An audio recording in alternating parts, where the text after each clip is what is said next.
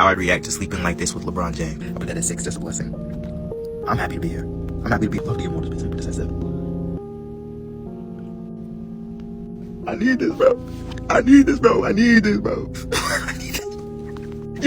There is a very real argument to be had on if Lebron Glazing is even a thing. Usually when people say you're glazing something, it's meant as like an insult. You're doing too much, or you're speaking too highly of this thing. Get it at the back of your throat. But when you do the same thing with LeBron, you really don't get the same reaction. It almost doesn't count. It doesn't matter what you say, a lot of people are just gonna agree with you, yeah, LeBron's the greatest. The video I showed you was about how excited that dude was to cuddle with LeBron in different positions. Usually, if it was anybody else, the comment section would be all over him, or even if it was LeBron like a few years ago. But here and now? No glaze here, just honestly. There should be an option to put everything at number 1. Some dudes are even saying that you're too calm about this. It's LeBron we're talking about. You didn't glaze him hard enough. And seeing a lot of stuff like this made me realize I am not immune to propaganda. I don't watch basketball. I don't follow the NBA. I don't know a thing about LeBron's career. And I don't have nearly enough knowledge to have an opinion on who the greatest player of all time is. Still, on one occasion, over the summer, I don't know what compelled me, but I earnestly started debating with a guy who does know things about basketball that LeBron was better than Michael Jordan. Just like on instinct. I'd heard it repeated so strongly and so ferociously so often that my brain decided to be a good little minion robot and parrot what I'd been told to think. Hi again, guys, and I really don't know how this happened to me. I've started thinking about picking up a basketball for the first time in years. I've never thought about the NBA this much before, and it's all because of these LeBron memes. And the lengths people go to profess LeBron's greatness. And I really need to get to the bottom of this, so please come down the mine shaft with me because this stuff gets wild. If you enjoy this video, this card at the end will take you to another one like it. Also, less than 20% of y'all are subscribed with notifications on. If you sub and hit the bell icon, you'll never miss an upload, and you can always undo it later. I think the most recent example of how hard LeBron disciples will ride for him was, of all things, when somehow he got involved with the Kendrick versus Drake beef. It's almost a year later, and we keep getting updates on this thing. I'll try not to be on this too long because I've talked about it so much already, but here's just some quick context of the situation. Before the beef, LeBron was publicly friends with both Kendrick and Drake. But during the beef, he was seen a lot more outside supporting Kendrick. He was at Kendrick's pop-out show. He was recently seen rapping word-for-word songs off Kendrick's new album. He was rapping the words to diss tracks when he was on the court and they were playing over the loudspeakers in the arena, and Drake has recently started to feel a way about it. Come the big 2025, and Drake is leaking songs where he is clearly taking shots at LeBron about how they aren't cool anymore. I was sadly mistaken. The loyalty wasn't a given. Talking about family, well, I'm not the cousin to visit. God forbid we ever got to tarnish your public image. The song, I don't know where the name came from, is getting called Fighting Irish, which is the name of the high school basketball team LeBron played on, and it's also the team jersey that LeBron was wearing that Drake got a literal tattoo of. Yeah, I'm not kidding. Drake has a tattoo of LeBron James on his skin. There are supposedly leaked DMs of Drake alluding to LeBron being a serial cheater, like he knows stuff, tarnishing his public image. He was clearly hurt by the perceived betrayal and was making that feeling public, but the LeBronites were just not having that shit. Hey Drake, I'll beat the shit out you. I don't give a fuck how many records you sold. You see my eyes, I have no emotion, bro.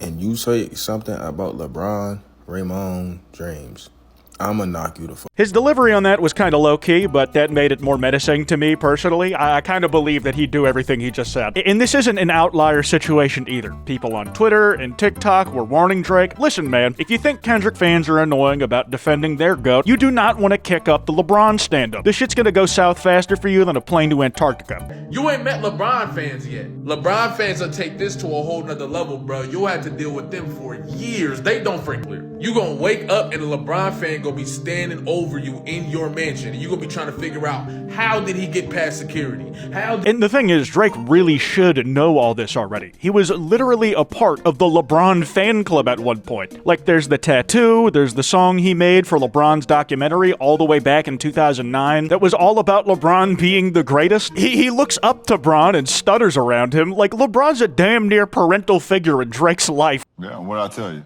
What did you say to him?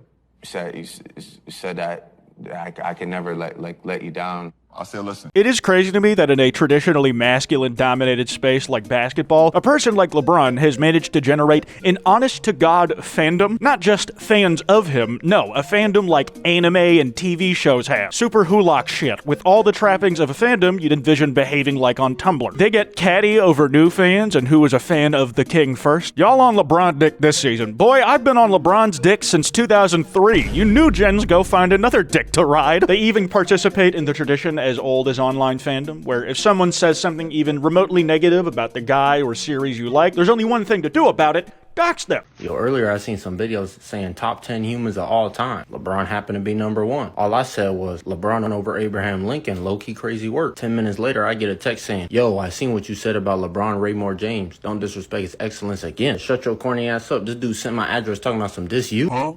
All I did was reply back because I didn't want no smoke. When I was researching this video, I knew something like that was going to come up eventually. It reminds me of any overly dedicated fan base I've come across in my time, but it's genuinely a credit to the LeBron community that I was only able to find one instance of it, and it was a guy getting doxxed in his DMs, where the person with anti-LeBron sentiment was given a chance to correct the error in their ways. It's all about growth, man. And it's crazy because they've all just accepted that LeBron is like a religion to them at this point, and they'd do anything for him, whether it means losing their anal virginity, taking a bullet, anything. And they really just have no qualms about it in this particular case, which I kind of respect. Just the undying loyalty and sincerity people do this with, it's kind of turning me into a LeBron convert despite having done none of the work to spread the good word. But real quick, look at this awesome box. Cool, right? This is a merch bundle full of some first-time merch goodies for me, including stickers, keychains, pins, prints, one of which is a very high-quality holographic acrylic print. It's like solid. And this limited edition metal trading card that has my tush on it. How have I never made half of this stuff before? I am bad at my job. There's also this holiday-themed tentacle Christmas hat. I am a month too late on this, but you can still get it if you want. This bundle features the artwork of 3 incredible artists, Holo, Meg, and Alfiria, where the theme around the prints was just straight fashion. I told Meg and Holo to go absolutely nuts on the outfit designs they used, and they showed the fuck out, coming up with some of the dopest fits I've ever seen, and they're on me! Alfiria made the metal card design as well as the images for the stickers and other smaller items like the keychains and pins, which includes me doing this very cool, familiar looking pose. There's also me pissing lasers like the Death Star and using Twitter way more than I should. Also, more! If you want everything I've just listed here, buying this high quality box set is the best deal and cheapest way to get literally everything that's on the store all in one. Plus the box is just nice on its own. It's got tentacles on the side, but if there's only a few items that interest you, it's no worries. The holiday hat, sticker, prints, and all the other individual items are available to buy on their own. These are also very limited edition. There's only 200 of these things being printed, and each one comes labeled with the number of card that you got. Each one is one of a kind. This bundle will only be available for the next 3 weeks till February 8th, so if you want to snag them, check them out at the first link in the description. For instance, LeBron James was born on December 30th, 1984, so for LeBronites, the New Year's celebrations start a day early. They have named December 30th LeBron James Day. They're talking about it like this motherfucker was MLK. They drink and party on December 30th, then they continue the festivities onto New Year's Eve and the New Year. Happy birthday, LeBron!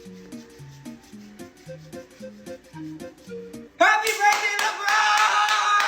My king, my king! If this was any other person in the world that somebody was doing this over, we'd probably clown on them forever. They are glazing, it's touching their esophagus. But there is no such thing as LeBron glazing, man. There is only who LeBron is. It's not glazing if it's true. And it really does come back to that old saying of, let people enjoy things, man. Like, look at the pure joy on that dude's face while he celebrates the birth of LeBron. How could I ever be mad that someone has found a happiness that consistently evades me? Like, should I join in? Is following LeBron and really just preaching his message the way towards nirvana? Whether it is or not, speaking of LeBron being the light, y'all remember all those sunshine edits of him that were popping up like this time last year?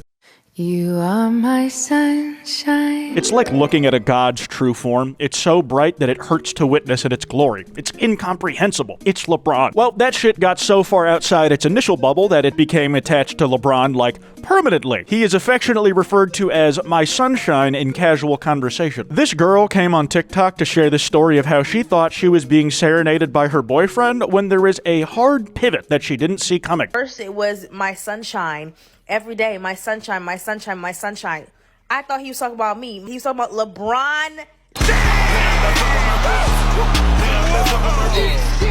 You can't even get on the internet to vent your frustration and confusion from outside of LeBron's comforting embrace without it becoming a new way for people to glaze LeBron. This is like a whole subgenre of TikToks on its own. The unexpected surprise edit. It's to the point where I'll scroll up and see a clip of a show I haven't seen on my For You page, and I'll stick around a little longer than I used to check if it's actually from the show or if it's gonna have a hard-ass edit of something I like deeper in on the clip. Let's unmask Batman. I've always wanted to know who he really is.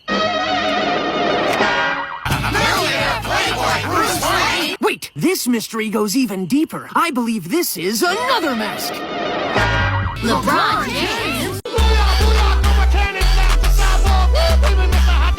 That one is just like really basic boilerplate stuff. They are putting these edits deeper and deeper into the clip of a show before the edit ever comes. I remember I was watching some shitty vertical video of a drama that I'd never heard of before. It got like 5 minutes into the episode, and I found myself actually getting invested in the plot. I was like really into it. And then minute 6, boom, it's a LeBron James edit. I never found out the name of that show. I never got to see the resolution of the plot. I'd basically just had fixing my attention span completely shit on. It's to the point where when I see someone talking about LeBron James just mentioning his name in any context that isn't already a direct glaze, I assume that it's just gonna be interrupted abruptly by a LeBron James in it whenever his name gets said. And when that shit doesn't happen, the comments are always predicting that it's only a matter of time till it does. He's just unanimously agreed to be the greatest by so many. LeBron has been in the league for over 20 years. That motherfucker is 40, still running the game. He's been in it and been competitive for so long, he had time to have a kid, raise the kid to adulthood, and then get to play with his now adult son on the same team. That motherfucker is gonna be 100 years old still shooting threes. One side quest on Bronny though, that's LeBron's son. That dude puts up with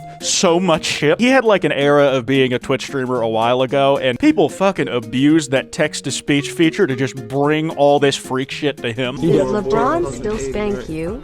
Nah. I wish I could get spanked by LeBron.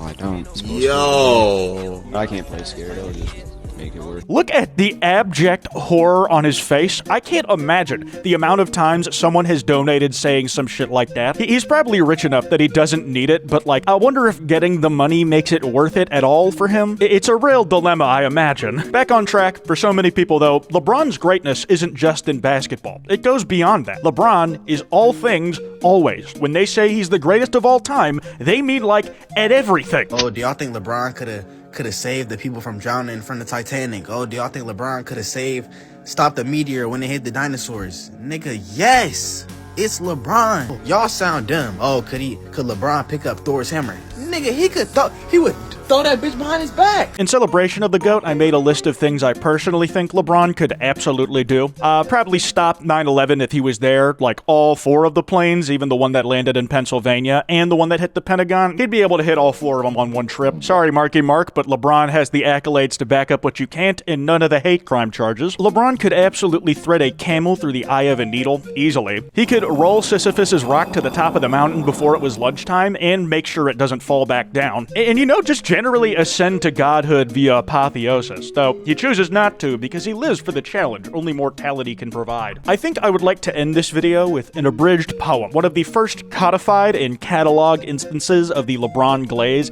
that encapsulates the themes of this video very perfectly. Boy, oh boy, where do I even begin? LeBron, honey, my Pookie Bear, I have loved you ever since I first laid eyes on you. The way you drive into the paint and strike fear into your enemy's eyes, your silky smooth touch around the rim, and that gorgeous jump shot. I would do anything for you. I wish it were possible to freeze time so I would never have to watch you retire. You had a rough childhood, but you never gave up hope. You are even amazing off the court. You're a great husband and father. Sometimes I even call you Dad. I forever dread and weep, thinking of the day you will one day retire. I would sacrifice my own life if it were the only thing that could put a smile on your beautiful face. You have given me so much joy and heartbreak over the years. I remember when you first left Cleveland, and it's like my heart got broken into a million pieces. But a tear still fell from my right eye when I watched you win your first ring in Miami, because deep down, my glorious king deserved it. I just wanted you to return home. Then alas, you did. My sweet baby boy came home and I rejoiced. 2015 was a hard year for us, baby, but in 2016, you made history happen. You came back from 3-1, and I couldn't believe it. I was crying, bawling even, and I heard my glorious king exclaim these words, "Cleveland, this is for you!" Not only have you changed the game of basketball in this world forever, but you've eternally changed my world. And now you're getting older, but still the GOAT. My GOAT. I love you, Pookie Bear. My glorious king, LeBron James. LeBron is just straight up some of these guys' Oshis, and I don't think they know what that word means, but it's perfect for this. And I think he's slowly becoming mine too, dude. It's messing me up. I'm gonna wrap this video up here. That card I mentioned should be on screen. Be sure to drop a like and subscribe with notifications on. Anyways, this has been Kwite, and I'll see y'all next time.